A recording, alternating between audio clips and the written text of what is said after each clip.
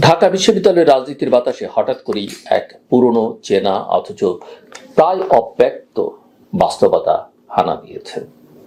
ছাত্র শিবির থেকে উঠে আসা কিছু তরুণ কিভাবে ছাত্রলীগের মধ্যে ঢুকে ছাত্রলীগের হয়ে ছাত্রলীগের চেয়েও বেশি ছাত্রলীগ নামে নিপীড়ন চালিয়েছে, আবার আজ ফিরে গেছে তাদের আসল পরিচয়। বৈষম্য বিরোধী ছাত্র আন্দোলনের নেতা আব্দুল কাদের, আপনাদের স্মরণ থাকবার কথা, গত বছরে আন্দোলনের চূড়ান্ত মুহূর্তে যখন আজকে পরিচিত যে ছাত্র নেতারা রাজনীতিতে প্রবেশ করেছেন এবং বৈষম্য বিরোধী ছাত্র আন্দোলনের সামনের সারির নায়ক সেজেছেন, তারা যখন পুলিশের হেফাজতে, তারা যখন আন্দোলন নিয়ে বিভ্রান্তিমূলক হয়তো পুলিশের চাপে পড়ে বিবৃতি দিচ্ছিলেন, তখন এই আব্দুল কাদের সহ আরো অনেক সমন্বয়ক বিবৃতি দিয়ে আন্দোলনকে সামনের দিকে এগিয়ে নিয়ে যাবার ঘোষণা দিয়েছেন। সো আব্দুল কাদেরের সাম্প্রতিক একটি ফেসবুক পোস্ট বেশ আলোচনা, এবং এই ফেসবুক পোস্টটি যেন এই দ্বৈত চরিত্রের শিবির এবং জামাতের মুখোশ খুলে দিয়েছে। তার এই পোস্ট কেবল এক একটা ব্যক্তির নাম বলেই থেমে যায়নি, বরং একটা গোটা সংস্কৃতির একটা গুপ্ত প্রবণতার কথাই যেন উন্মোচন করেছে। আমরা জানি বাংলাদেশের ছাত্র রাজনীতিতে এক ধরনের কালচার বা সংস্কৃতি গড়ে উঠেছিল, বিশেষ করে বিশ্ববিদ্যালয়গুলোতে, বিশ্ববিদ্যালয়ের হলগুলোতে গেস্ট রুম কালচার, মারধরের রাজনীতি, মিছিলের নামে জোর জবরদস্তি আর গায়ের জোর দেখানোর অশোভন একটা প্রতিযোগিতা। অথচ এসব কাজের সঙ্গে জড়িয়ে থাকা অনেকে নিজের রাজনৈতিক আদর্শিক শেকড় ভিন্ন খাতে গাঁথা। ছাত্র শিবিরের রাজনীতি করা ছেলেরা যখন ছাত্রলীগে এসে পড়ে, তখন তারা পরিচয় রক্ষা করতে গিয়ে চরম উগ্রতা, অর্থাৎ তারা যে ছাত্রলীগ সেটা বোঝাবার জন্য অতিরিক্ত তোষামোদ আর নিপীড়নের প্রতিযোগিতায় লিপ্ত হয়। এটি বারবার উঠে এসছে আব্দুল কাদেরের বক্তব্যে, যে বিগত শাসনামলে, শেখ হাসিনার শাসনামলে কিভাবে শিবির ছাত্রলীগ হয়ে ছাত্রলীগের চাইতে বেশি বাড়াবাড়ি করেছে ছাত্রলীগের নাম, ছাত্রলীগের হয়ে। এমন ঘটনা কারো একার দেখা নয়। ক্যাম্পাসে যারা থেকেছেন, হল জীবনের ভেতরের রাজনীতিতে যারা যুক্ত ছিলেন বা দূর থেকে দেখেছেন, তারা অনেকেই জানেন এই দ্বৈত চরিত্রের লোকজনের কথা। অভ্যুত্থানোত্তর পরিস্থিতিতে এই বিষয় নিয়ে অনেকে কথাবার্তা বলেছেন, আমরা সেটা জানি। তাদের একজনের হয়তো আগে মাদ্রাসায় পরে জামায়াত পরিবারের সন্তান, পরে হলে উঠে এসে গেস্ট রুমের নির্যাতনের সবচেয়ে বেশি সক্রিয় ওঠে। এসব ছাত্ররা বা লোকজন নিজেদের বিশ্বাসযোগ্যতা প্রমাণ করতে গিয়ে, অর্থাৎ ছাত্রলীগ বা আওয়ামী লীগের কাছে নিজের বিশ্বাসযোগ্যতা প্রমাণ করতে গিয়ে এমন একটা আগ্রাসী আচরণে লিপ্ত হয়, যা আদতে ছাত্র রাজনীতিকে করেছে কলুষিত আর গোটা আন্দোলনকে করেছে প্রশ্নবিদ্ধ। আরো ভয়াবহ দিক হলো, আব্দুল কাদের আপনারা জানেন, যারা পড়েছেন, নাম পরিচয় দিয়ে, প্রত্যেকের নাম পরিচয় দিয়ে দিয়ে লিখেছে কে কি করতো, কে কি করেছে। এবং যে ভয়াবহ দিকটার কথা আমি বলতে চাইছিলাম সেটা হচ্ছে যে যখন সেই একই লোক পরে ছাত্র শিবিরে ফিরে যায়, তখন আবার ছাত্রলীগে থাকা অবস্থার অপকর্মকে ভুলে গিয়ে নিজেকে শুদ্ধ শিবিরের নেতা হিসেবে দাবি করে। এমনকি শহীদদের নিয়ে মামলা মোকদ্দমা থেকেও তারা রেহাই পায়, কারণ তাদের পক্ষে কেউ না কেউ তদবিরে নামে, এবং সঙ্গত কারণেই এরা শিবির জামাতের। যাদের হাতে গেস্ট রুমে রাতভর নির্যাতনের ইতিহাস, তারাই আবার নিষ্পাপ শিক্ষার্থী বলে মামলার তালিকা থেকে বাদ পড়ে যায়। ফলে প্রশ্ন আসে, এই দায় আসলে কার? আব্দুল কাদের তার পোস্টে একাধিক নাম উল্লেখ করেছেন, অনেকের নামই উল্লেখ করেছেন আসলে, যাদের মধ্যে কেউ কেউ একসময় ছাত্রলীগের বিভিন্ন পদে থেকেছে, আবার কেউ এখন শিবিরের নেতা হিসেবে সক্রিয়। এদের কেউ কেউ গেস্ট রুমের কুখ্যাত নির্যাতক, আবার এখন শিবিরের সাংগঠনিক মিটিংয়ে নিজেকে প্রকাশ করে সদস্য হিসেবে। কেউ নিজের নামের শেষে সাইদি থাকার কারণে ছাত্রলীগের পদ না পেয়ে পরে নাম পরিবর্তন করে, কিন্তু অবশেষে ফেরত যায় নিজের পুরনো ঘরে, পুরনো নামে। এখানে কেবল ব্যক্তি নয়, গোটা সিস্টেমের একটা দায় আছে।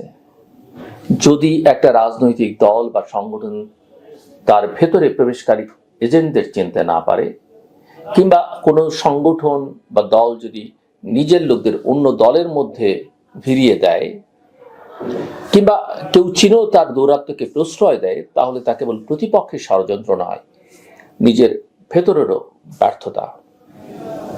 শিবিরের নৈতিকতার সংকট এবং ছাত্রলীগের নৈতিকতার সংকট তো ছিলই, তার বাইরেও তার অন্যরকম ক্ষমতায় থাকা অবস্থায়ও এই যে অন্যরা ঢুকে পড়ছে,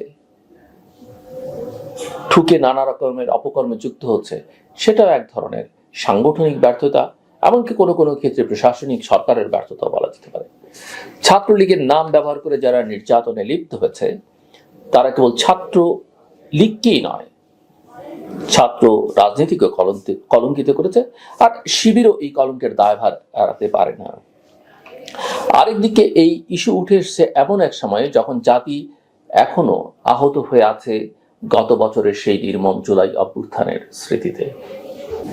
শিশুদের গুলিবিদ্ধ হয়ে মৃত্যুর যে মিছিল, তার বিচার আজও হয়নি। একের পর এক গ্যাজেট আসে, লিস্ট হয়, আবার বাতিল হয়, কারো নাম দুবার আসে, কারো পরিচয় মেলে না। ঢাকার রায়ের বাজারের গণকবরে পড়ে থাকা নামহীন লাশগুলো যেন আমাদের শোকের চেয়েও বড় এক ব্যর্থতা চিহ্ন হয়ে দাঁড়িয়ে আছে। সবচেয়ে ভয়াবহ তথ্যটা হচ্ছে, এই অভ্যুত্থানের শহীদ হওয়া শিশুদের 88% গুলিবিদ্ধ। এরা কেউ স্কুলে যেত, কেউ কারখানায় কাজ করত, কেউ বারান্দায় দাঁড়িয়েছিল, কেউ বন্ধুদের সঙ্গে রাস্তায় হাঁটছিল, কেউ বাসার ছাদের উপরে ছিল। অথচ এখনো আমরা জানি না কে গুলি করেছিল, কে আদেশ দিয়ে, আমাদের মধ্যে নেই। 136 জন শিশু মারা গেছে একটি পত্রিকার হিসেবে। বাংলাদেশ 800-900-র মধ্যে ঘুরপাক খাচ্ছে, হিসেব বের করতে পারছে না। জাতিসংঘ হিসেবটা কত মৃত্যু হয়েছে মানুষের 1400-তে নিয়ে গেছে। শোকের রাজনীতিকে ভাসিয়ে দিয়ে চলে গেছে একের পর এক সময়সীমা, আবার নতুন নতুন কমিশন, নতুন নতুন গেজেট, কিন্তু বিচার হয় না।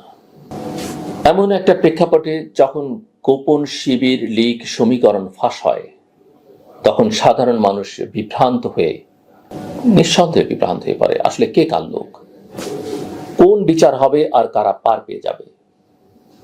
জাতীয় ঐক্যমত্য কমিশনের সভা হয়, নতুন করে আলোচনার তারিখ নির্ধারিত হয়, কিন্তু শহীদদের ডিএনএ পরীক্ষাও শেষ হয় না।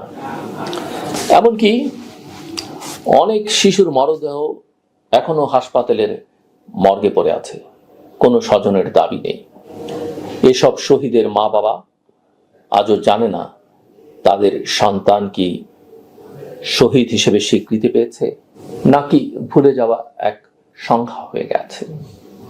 একটা বছরে যদি শহীদদের পূর্ণ তালিকা না হয়, যদি শিশু হত্যার বিচার না হয়, তাহলে প্রশ্ন আসবেই, এই রাষ্ট্র কি শুধুই প্রতিকার কর্মসূচির জন্যই শহীদদের কথা মনে রাখে?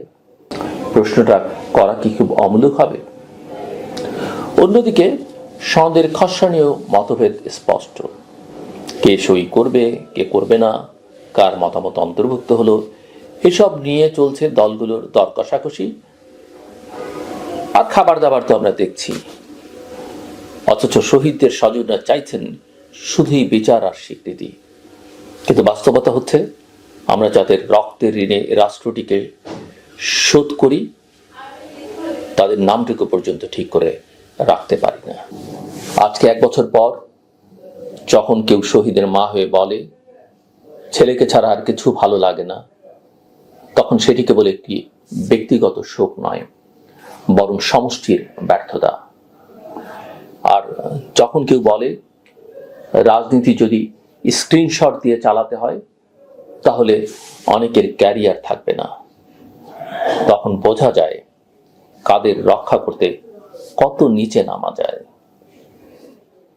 সত্যি বলতে কি, আব্দুল কাদেরের পোস্ট আমাদের কেবল অস্বস্তিতে ফেলেনি, অবশ্য সাধারণ মানুষ হিসেবে আমাদের অস্বস্তির কোনো কারণ নেই।